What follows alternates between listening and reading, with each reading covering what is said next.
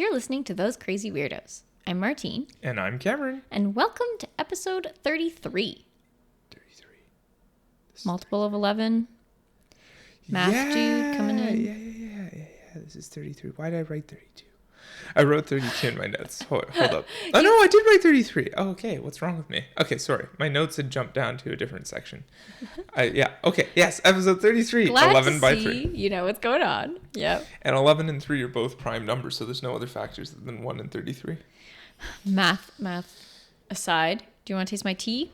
See what it is? Oh, yeah, sure. I made you a tea, but there's no real any kind of guessing game involved in that. Oh. Peach? No. Oh, man. Is it raspberry? Yes. With blue? No. White? No. Is it green? Yeah. Oh, okay. Wow, that was a really poor performance on your part. Yeah, that was horrible. Sorry about that. What are we talking about? Intro.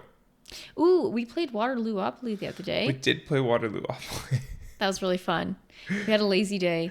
For those who don't know, Waterloo is where we live. It's like a medium population city, Southern Ontario. Yeah. But yeah, they have a lot of cool like local things on there. I thought it was quite interesting. It was fun playing it again. Last time we played it was a few years ago, I think. Yeah, dude. And I feel like we know more of the places there now. That's true. On the board. It's nice knowing all the squares on the board, or almost. We know all of it. We really do know all of it. It's Not all of it. There's a few parks that I was like, I've never heard of you. Oh, maybe they're a bit more like Kitchener side or something. Mm-hmm. Yeah, but it was really fun. I had a really good time. There was a back and forth. Okay, I was gonna say I crushed you, and I did in the end. But to be honest, I was losing at first, and then I started winning, and then I started losing again, and then I won. Yeah.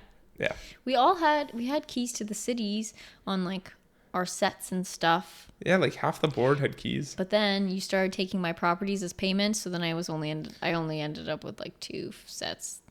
Yeah, we should tell the audience that the keys to the city are the equivalent of the ski chalet. I think it's a chalet and ski chalet. Isn't the hotel? So the hotel's the small one, and then No. Oh. Chalet will definitely be the small one. Hotel the big one. Oh, never mind. Whatever. Yeah. We had the big ones. We had 5, the equivalent of 5 little properties built on top of our property. 5 little hotel things. Anyways, I got sent to jail about 5,000 billion times in that game. Yeah, okay, but you also collected all the money from the middle about 500 bajillion times. I don't think I collected it once. No, you never did. Because I landed on that square once, and it was right after you had landed on it, so I got $0. Yeah. But I paid about $1,000+ into the middle. Yeah. And that was closer to the beginning, so that 1,000+ was worth a lot. That was hilarious. Near the end, 1,000's not worth nearly as much because inflation. Anyways, yes, during the game, Cameron was like, this is a really good metaphor for real life. They actually add inflation into this game. See, like, $1's worth way less now than it was before. Yes, okay. It was hilarious. I was saying, like, I wasn't trying to teach you that. I was saying this is a good way where we could teach our kids about this kind of stuff. Yeah, I know. It was just hilarious. And I was explaining how I would explain it to them and how you could take mortgages, so you take on debt in order to buy and invest in hotels, like, the little property. Anyway. It's okay. Anyway, let's talk about our hike from yesterday. Bottom line, though, we had a lot of fun playing Waterloo. Yeah, Waterloo-opoly is a good game. Yeah. Especially, actually, sorry, going back one more time. It was interesting because this was like one of the first time. This is the only time I've ever played Monopoly with the real rules. Where we auctioned off things that we couldn't afford. Yeah, where you land on a property. If you can't afford it, it goes to an auction. Then you have to auction. Now, the rules say that any player can participate in the auction. Cameron was like, I found a loophole. Well, according to the rules, then, that means that the person who landed on it, even if... So you get this weird situation where if I have $100, or even if I can't afford it, let's say I can afford a $100 property and I have 110, I could say, but you only have $30 in the bank. I could just say, I can't buy it, don't want to buy it, but I'm going to put it up for auction, and I'm bidding $31. And then I could buy it. Yeah. Super I cheap. know. We didn't play by those rules. I was like, that's not in the spirit of the game. No, it's not in the spirit of the game. So, yeah. But yeah. Anyway, but we auctioned them off, and it was good. It was a good game. I liked it. I enjoyed it quite a lot. Do you want to talk about our hike from yesterday, though? Oh, that was amazing. It was so good. I feel like we're all tired. Yeah, dude, I'm really tired. But Puppy seems really tired today. I'm tired today too, dude. I'm tired today. Can we just brag about him for a second? He's such a beast. Honestly, what a legend. This guy. We did a 2-hour and like 20-minute hike, maybe. Yeah, It was yeah, long. it's about 2.5, yeah. Yeah. And it was really cool because, honestly, what a legend. There was this part where we had to we went to the Singhampton caves or whatever, that one there in Nottawasaga. And that's such a fun word to say. Yeah. Side note. Yeah. But he had to climb these like sheer rock faces and this kind of like complicated slippery rock situation. Essentially, it was like a cave without a roof. Yeah, and having our dog climb those was so fun watching him do that. Yeah. It was so fun. They were tall rocks to climb over. Really, really tall. And he was really good at it. Like, genuinely very good at it. I know. He was so cute. It was too difficult for us to climb and for him to climb while attached to us. So we took him off leash and we had one person climb up first and then the other person released him. Yeah. And then we caught him on the other end and it was really fun. Super fun. All right. Are you ready? Yes. Let's get into it. Roll the theme tune. You the theme tune.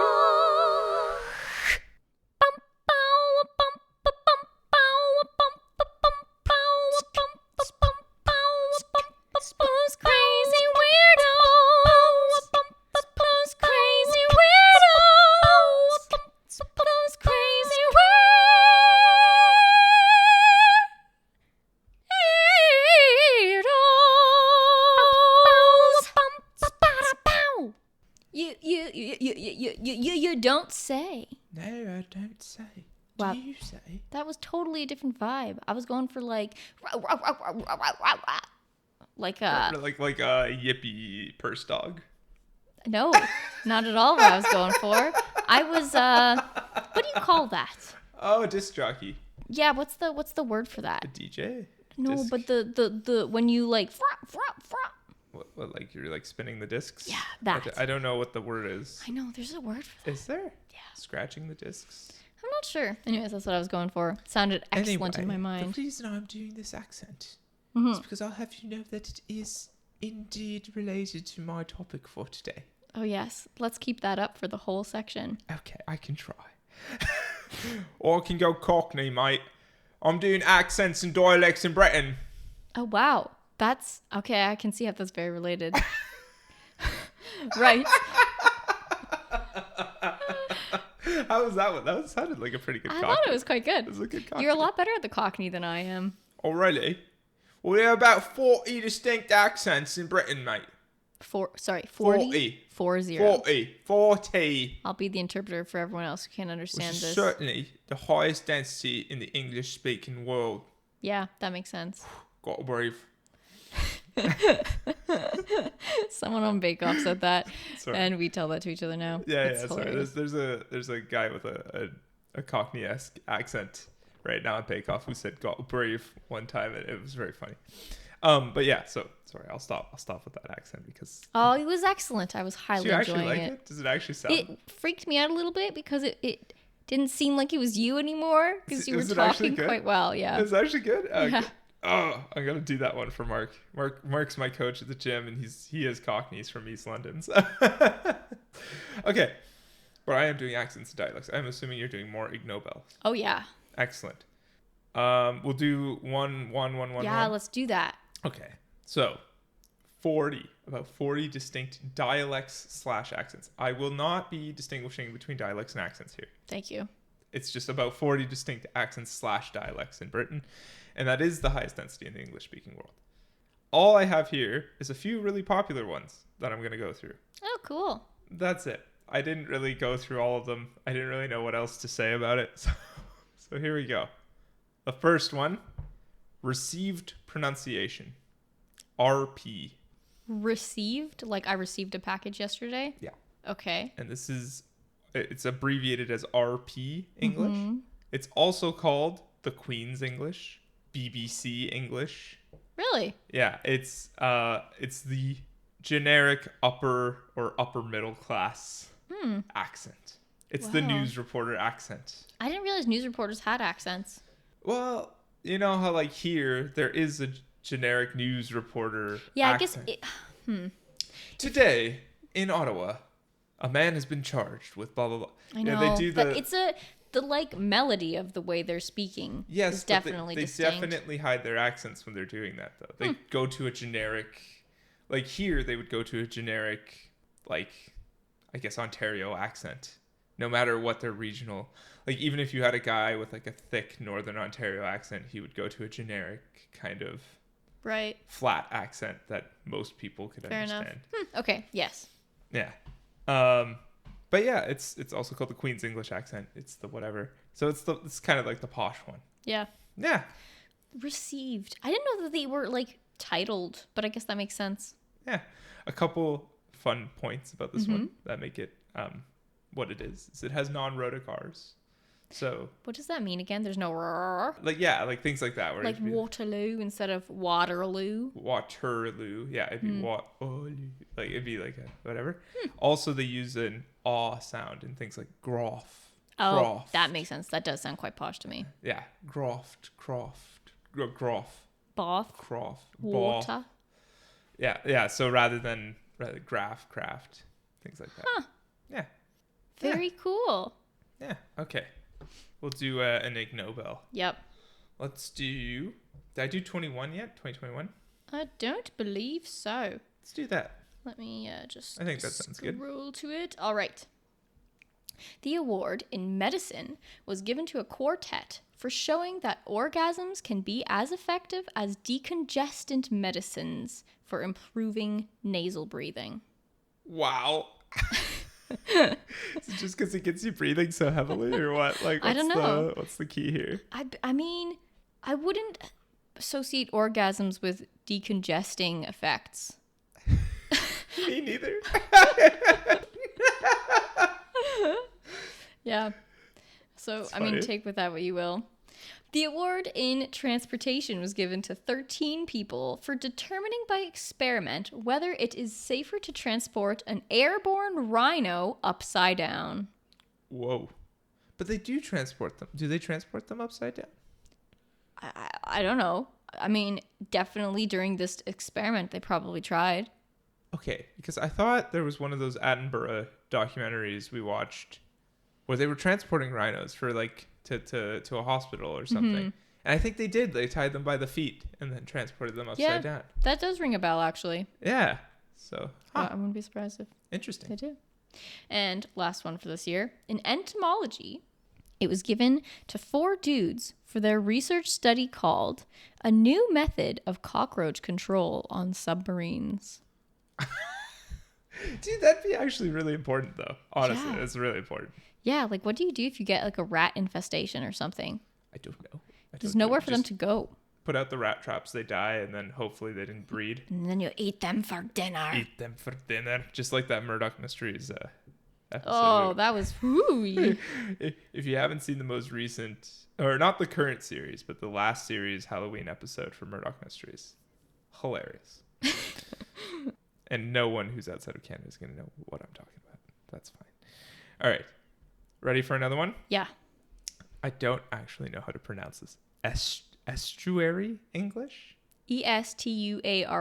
Yes. Estuary. Estuary, yeah. Huh. Yeah, it's shortened to EE. So this one's a relatively recent accent. Uh-huh. And interesting, there's a lot of recent accents in England. I mean, that's not that... I mean, that kind of makes sense when you think about it, but a lot of these accents I imagine are like super old. But actually a lot of accents in England and Britain in general are quite recent and are mixes of other accents. Yeah. It's because people are moving around. I mean, they're more, always etc. evolving. Yeah. So it's a relatively recent accent from the home counties in the southeast. And it's a weird mix of Cockney and RP. Oh, that's like the two ends of the spectrum, isn't it? Yeah, exactly, right? So Cockney is like the East End, exactly the accent I was doing at the front that I'm not going to try doing again. RP is the more posh, like generic British broadcaster accent. And it's thought that maybe this is a thing because you have both groups sort of wanting to move towards the other. So you have the RP people not wanting to sound too hoity-toity and posh. So they start using a bit more, down on the ground language. And the Cockney people are shying away from their kind of Cockney features because it makes them seem lower class. And so they start using more RP-like features. And then you get this weird mix called estuary English. Wow. That's cool. That's the theory. Obviously I'm not a linguist. I'm not here to confirm or deny that. But yeah, interesting. Very cool. Yeah. All right. Let's do 2014. 2014. Okay. I don't know what this means. The award for Arctic on Science. Forget what that means now. It was given to a pair for testing how reindeers react to seeing humans disguised as polar bears. Just in case we needed to, just in case. Cast them in a play or something. Yeah, in case you need to cast them in a play. I like that. That's really good. The award in biology was awarded to 12 people for carefully documenting that when dogs pee and poo, they rather align their body axis with the Earth's north-south geomagnetic field lines. What year was that? 2014. That makes sense because that study, the only study I could find, was 2013. Yep. Yeah, so there was an Ig Nobel Prize about this. Cool. I had to keep that in for the past 4 episodes. It was... Yeah, dude. Go me. There you go. You did a good job because, you did mention it, but that's cool. I know. I wanted to tell you. Anyways, the award in economics was given to the Italian government's Institute of Statistics for including revenue from illegal drug sales, prostitution, and smuggling in the GDP reporting so that they could meet a European Union regulatory mandate.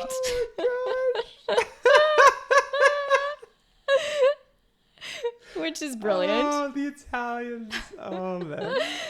I wonder how they get those numbers. You just go up to the mafiosos and you're like, we need your help. What'd you get? You get like 100 million? I'm not going to charge you tax, buddy. We're just trying to make Europe happy here, all right? Yeah.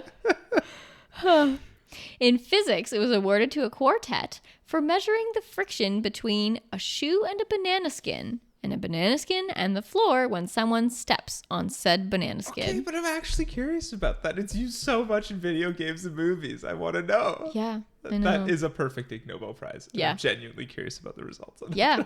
I don't know what the results are, but it's been measured. That's awesome. Yeah.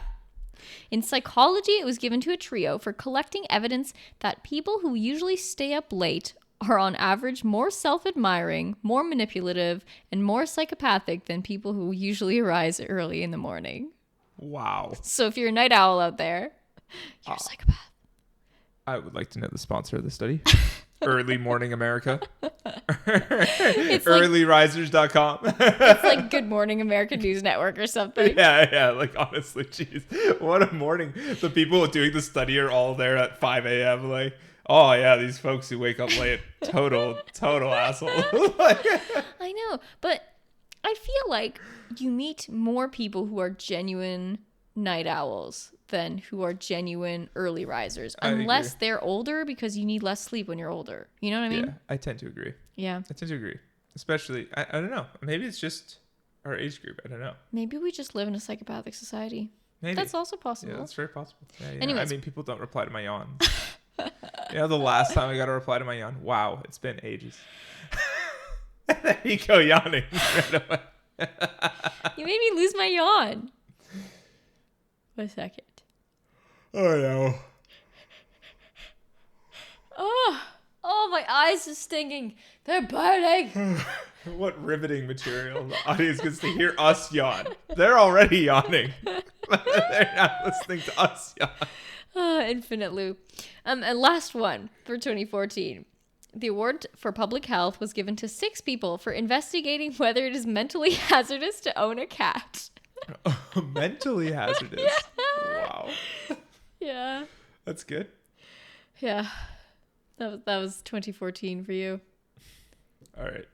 By the way, I realized that I meant this section. I realized I'm being very bad at this. I don't know why I didn't remember how this was going to go, but I was just thinking this is pretty boring on my part because I'm just telling you what the accents are.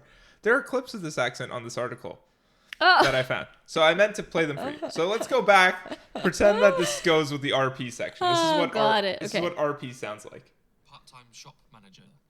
One of the things I did was submit orders of craft beer to our suppliers. One night while shopping in the supermarket, I noticed they had started to sell some of the beer that we stocked at a lower price than we had been able to order. Huh, okay. Yeah, so craft and like... Order. Yeah, you wouldn't say order. This is the estuary English. I worked as a part-time shop manager. One of the things I did was submit orders of craft beer to our suppliers. One night while shopping in the supermarket, I noticed they had started to sell some of the beer that we stocked at a lower price than we had been able to order. Oh, that is a really weird... It's a weird mix, right? It's a weird mix of both. All right, so this next one is called Multicultural London English. Okay. Now, this is like... Yeah, seriously, this is a London born and bred accent. It's a super recent one. It's from East London, but it is spreading and replacing other accents in East London. Okay. Like Cockney. Interesting. Especially amongst young people. So a lot of young people are shying away from those like traditional Cockney sounds and Cockney characteristics. But you also have a ton of immigrants and, you know, other cultures there. So you get this weird mishmash of accents, and it's kind of converging to this what they're calling multicultural London English. I find a lot of comics have this accent. Oh, interesting. A lot of the English comics have this accent. Okay, let's and hear it. You'll hear what I say when you listen to it. Like so TH sounds like a D. So there's a lot of D stopping and stuff like that, and things would be things, like with an F, things like that. I worked as a part-time shop manager. One of the things I did was submit orders of craft beer to our suppliers.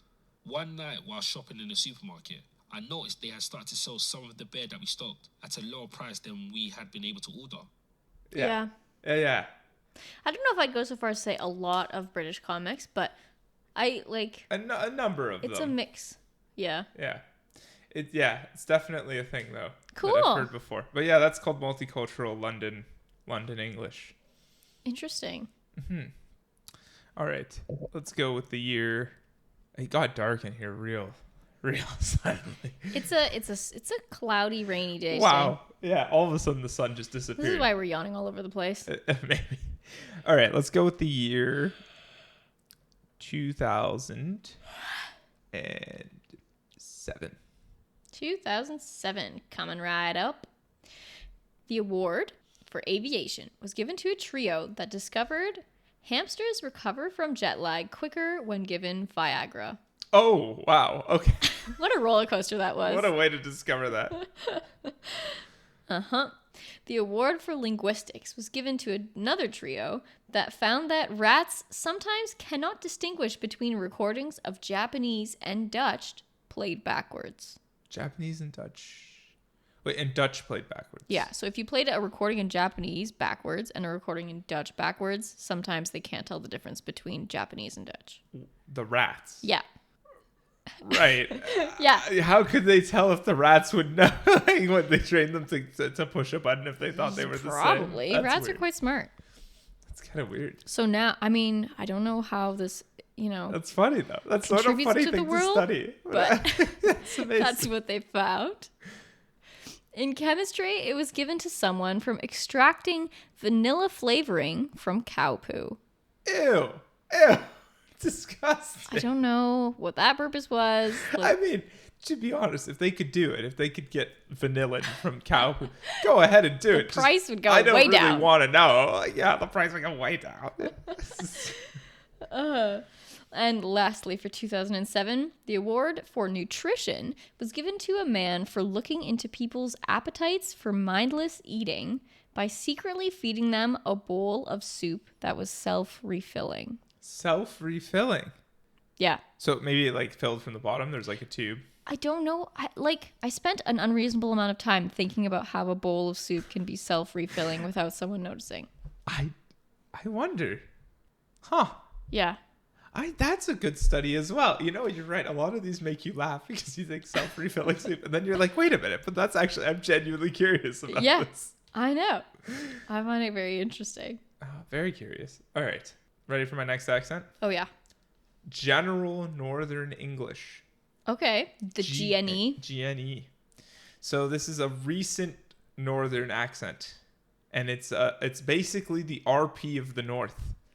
Oh, okay. All of a sudden, all these, like, there's like a ton of Northern accents in England. Yeah. And recently, because people move around more and there's more media, etc., it seems that there's like kind of this convergence on a general Northern accent that's been happening.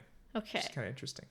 So it's mostly middle class folk, but it's basically what it says on the tin: a generic Northern accent that doesn't allow localization past, you're from the North.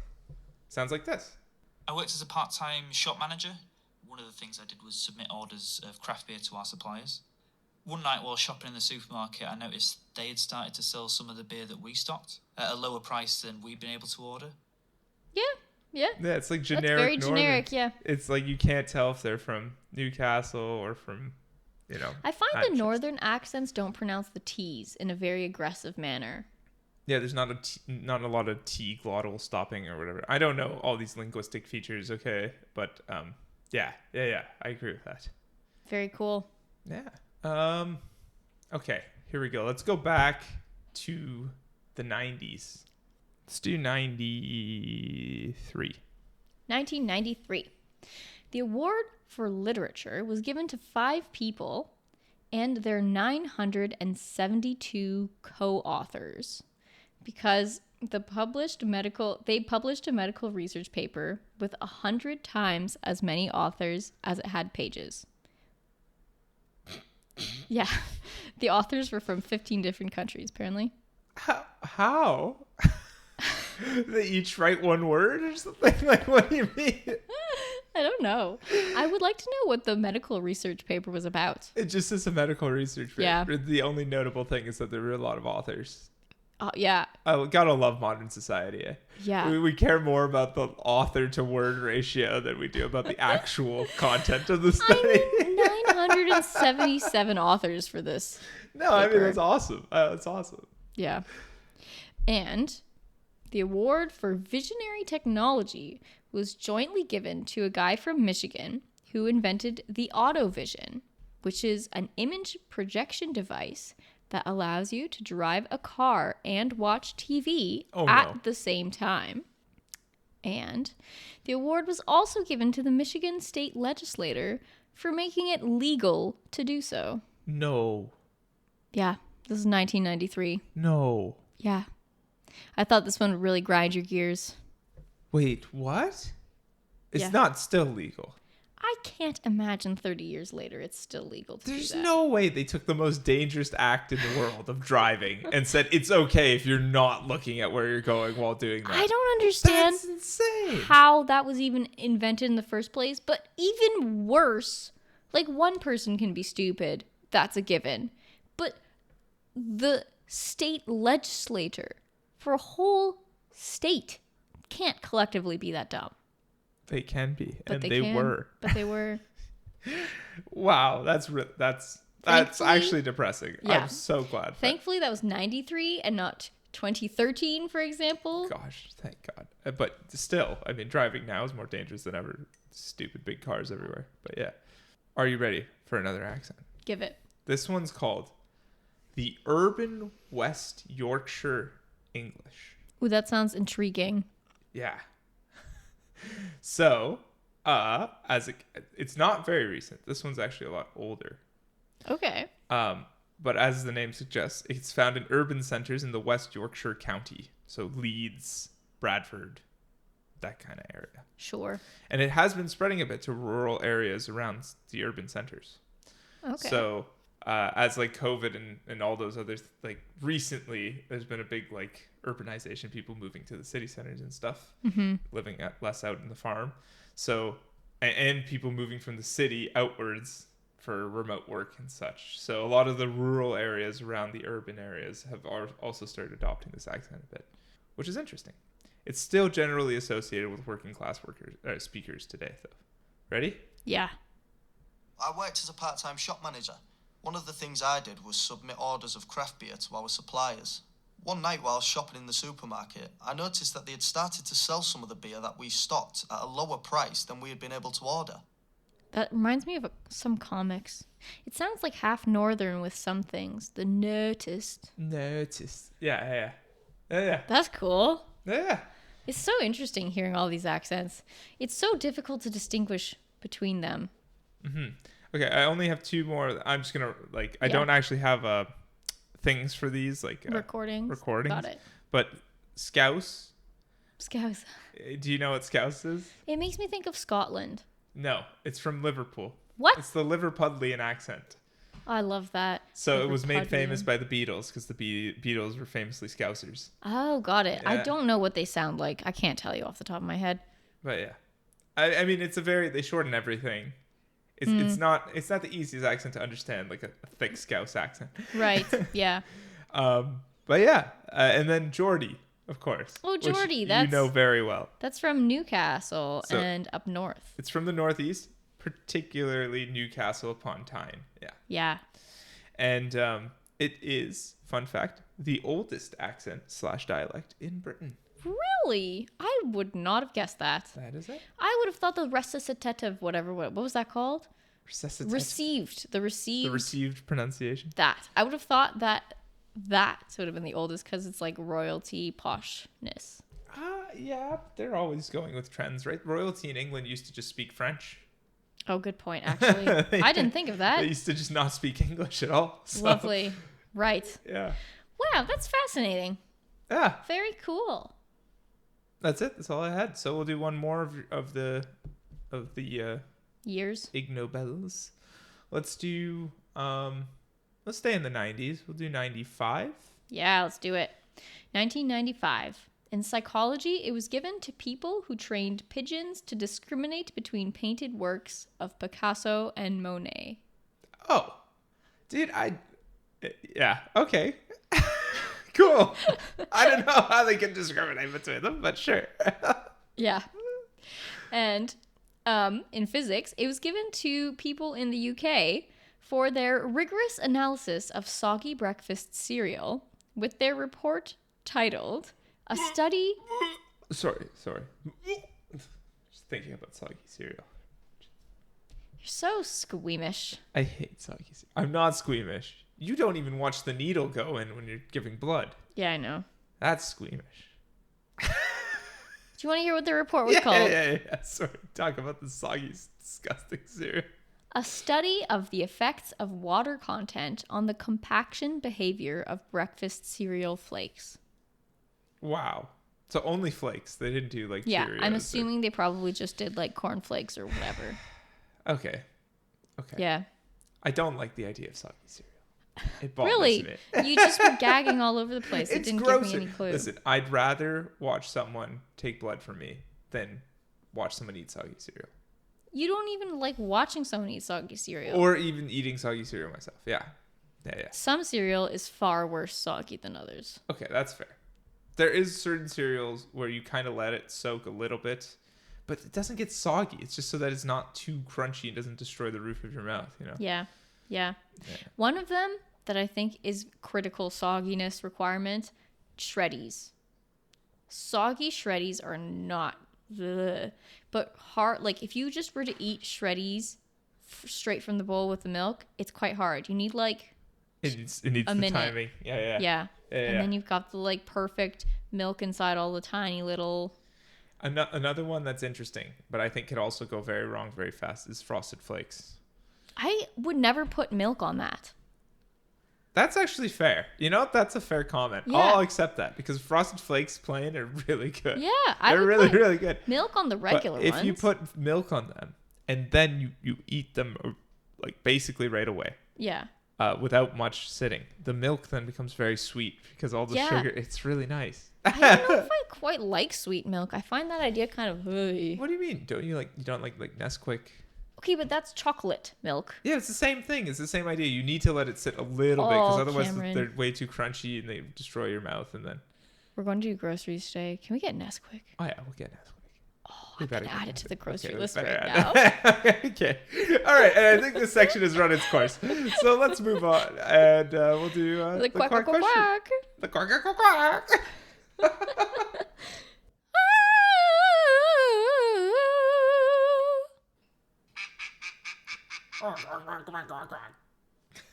And it's time for the quack question. Oh, wow. What is that? Oh, that's a clock. Okay. Sorry. That's a clock. That's a clock. Yeah, okay. Anyway. I'm doing the quack question this week. Hit me with your quack question. I shall answer it. If you were condemned to a 5-year prison sentence, Oh my gosh. That's a lot of years. what would your prison goals be by the time you were released? I'd want to speak a new language for sure. Oh, speaking the language. I want to touch up on my Spanish. Hopefully there's another inmate who speaks Spanish natively. And Right. I'll get along with them, hopefully. Your vocabulary will probably be special. I'll speak probably like prison Spanish, but that's okay. I could do that. And then maybe if not Spanish, some other language. German would be cool. Maybe we could get like a nice German fellow in the prison with me, and then I can learn German. If none of that applies, I would go for like some manual labor thing, maybe like carpentry or plumbing or electrician stuff. If you I'd had to go for pick something like that. Some between- education stuff. If you had to pick between carpentry, plumbing, and electrician, As a just as like a hobby that you hobby or a profession? hobby, Carpentry. yeah, I wouldn't want to do an electrician. It's too high risk. I think I do carpentry, then electrician, then plumber, though. If I'm honest. Really, Yeah, dude, I don't want to plumbing smell would the be messy. sewage. Yeah, yeah, you're right. Although, I mean, it'd be super convenient to know how to do all three of those. Yeah, I feel like of all of them, I mean, if electricity goes bad, you could just electrocute yourself to death. But like, if plumbing goes bad, you're like got a flooded bathroom. You know what I mean? That's true. Yeah. Do you want to know what my prison goals would be? Yeah. I would. Would you get another degree? I don't know if I'd get another degree, but I'd want to take some courses. Well, I didn't say another degree on purpose because I don't think I want a full degree. I'd probably go with the language courses or like trades courses. Yeah, that's fair. I think I'd have to think about getting another degree. I think I'd have to be really bored before. Oh, another thing, maybe. Yeah. If they give me enough time, I could maybe get the splits, run a marathon, something active. That'd be fun. Would you be allowed to run a marathon when you're in prison? I don't think so. No, I'm asking if they let me. I don't know. It depends. Is this You a could- minimum security prison with a racetrack outside, like a track outside that Fair I can enough. run on? Yeah. I don't know. Maybe it's a maximum security where all I have is like Yourself. asphalt Yeah. basketball thing. You could get really good at chin-ups. Yeah. yeah. That's what they do in the movies. That's what they do. That's always what they do. In the They'll movies. get up in the morning. You're absolutely correct. They literally hop out of bed and then just start doing 100 chin-ups. chin-ups, 100 push-ups every morning It's before like breakfast. the most funny thing ever. It's always, they show them just doing they do it in a training montage, do handstand push-ups and Yeah. that's so funny. Con Air has a really good one of those. Yeah, Very funny. that's what I was thinking of. Anyways, I would want to write a book, I think. Oh, that'd be really cool too. You get a Yeah. lot of time to think. And you'd probably meet a lot of colorful characters that you could draw from. True. Very true. Very, very true. Yeah. Give you a new perspective on things. And also, I think that I would like to try setting up some kind of dog training program. Because you know how I've definitely read on inmates fostering cats for their local humane society. And that was really good for both the cats and the inmates. So it'd be fun if you could do something similar, but for dogs. Yeah, Do, that would be. Like the people who need puppy trainers Yeah. for. I mean, you got all the time in the world to train a puppy, I guess. That's true. Although you can't really bring them. And many be like, places oh to go in God, prison." my puppy needs to go for a pee. He needs to go wee. Yeah. But those were my prison goals. No, I like them. Thank you. Well, I already have cheer in my ear, but shall we get some more? Yes, let's.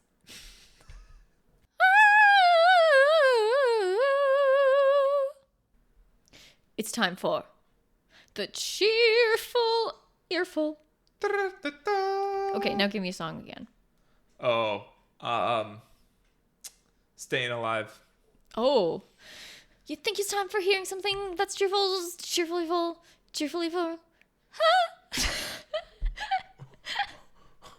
Whoa. Let's try this again. All right, let's try this again. All right. You start, take it from the top. All right. You asked me Yeah. to give you a song. Yeah. What song should I? How about we do Staying Alive?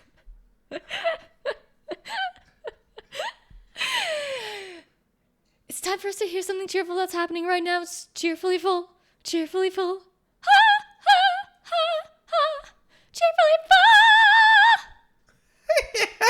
Yeah. Okay. That's the part I was expecting. I don't know what this random fast talking at the beginning is.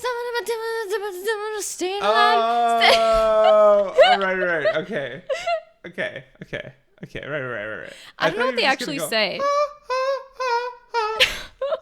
I had to do the lead up to it. All right. Okay.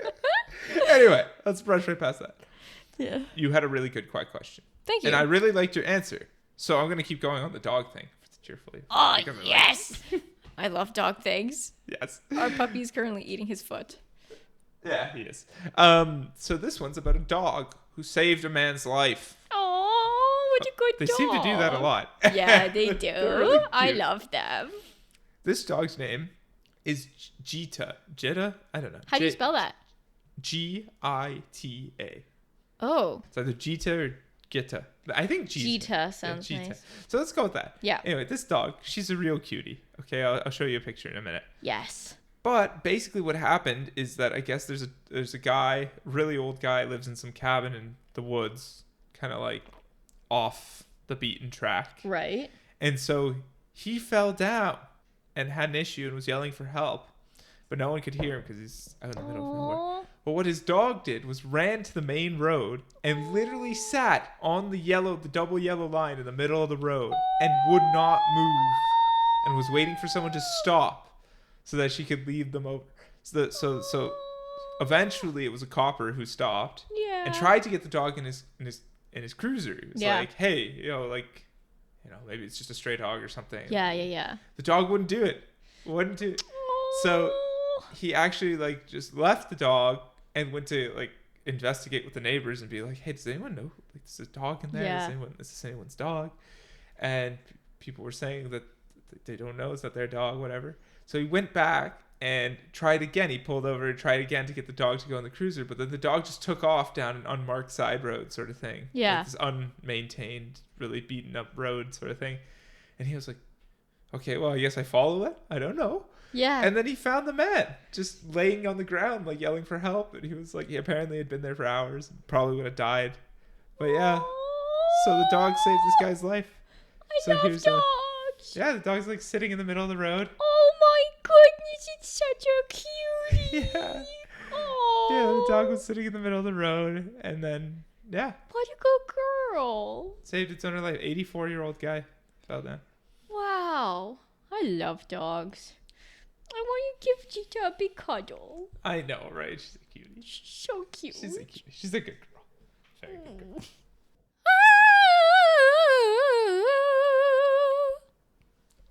That's it. That's all. That's the end of episode 33. 33. 33. 33.